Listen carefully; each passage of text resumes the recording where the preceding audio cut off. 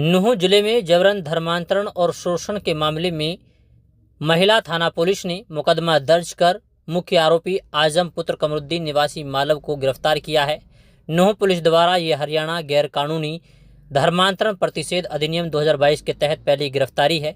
उप पुलिस अधीक्षक नूंह पृथ्वी सिंह ने प्रेस वार्ता का जानकारी देते हुए बताया कि पीड़िता शीला उर्फ कंचन, जो मूल रूप से उत्तर प्रदेश के हमीरपुर जिले के धनपुरा गांव की रहने वाली है, अपने 2 बच्चों के साथ पिछले कई सालों से शहर नूंह में रह रही थी।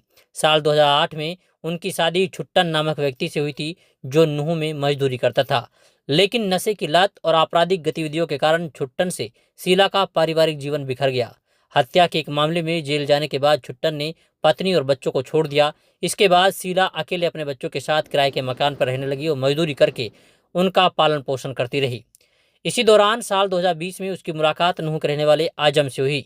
शीला के अनुसार आजम ने शुरुआत में मदद का भरोसा दिलाया और बच्चों की देखभाल करने की बात कही। धीरे धीरे वे उसके घर आने जाने लगा और प्यार का इजहार कर अपने जाल में फंसा लिया। शीला का आरोप है कि आजम उसे और बच्चों को नोएडा, फिर पानीपत, उसके बाद भिवाड़ी लेकर गया। भिवाड़ी में किराए के मकान पर रहने के दौरान 2020 में वो एक मौलाना को साथ लाया और धमकाकर धर्मांतरण कराया। मौलाना ने कलमा पढ़वाकर उसका नाम शीला से बदलकर साहिबा रखा और जबरन आजम के साथ निकाह भी कराया। शिकायत में कहा गया है कि धर्मांतरण के बाद आजम का रवैया पूरी तरह बदल गया। पीड़िता महिला का दावा है कि आजम ने घर में बने मंदिर को तोड़ दिया और हिंदू देवी देवताओं की मूर्तियों का अपमान किया। महिला पर बुर्का पहनने, नमाज पढ़ने और तबलीगी जमात में जाने का दबाव बनाया गया। कई बार महिला के साथ मारपीट और गाली गलौज भी की गई। इतना ही नहीं, एक दिन महिला को जबरन प्रतिबंधित मांस खिलाया गया। इसके अलावा आधार कार्ड और अन्य दस्तावेजों के नाम बदलवाने के लिए भी दबाव बनाया गया।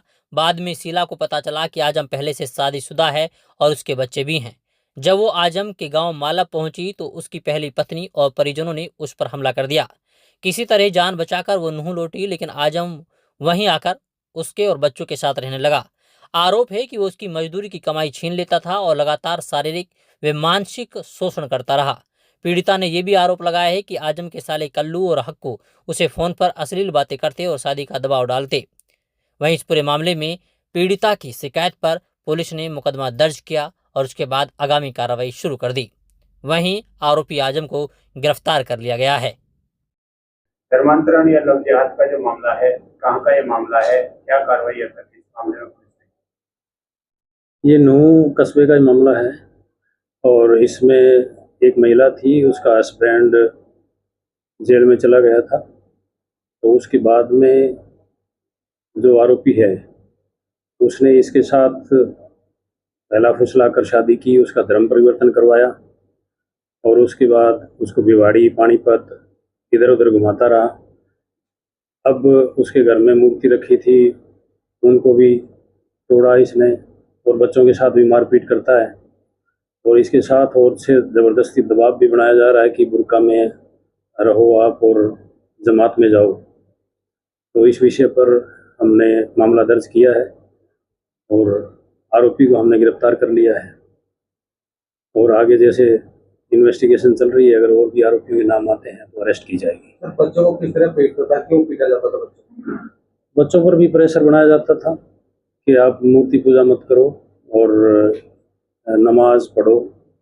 तो इस तरह से ये था कि उनका भी धर्म परिवर्तन किया जाए। कितने लोगों के खिलाफ मुकदमा दर्ज किया है?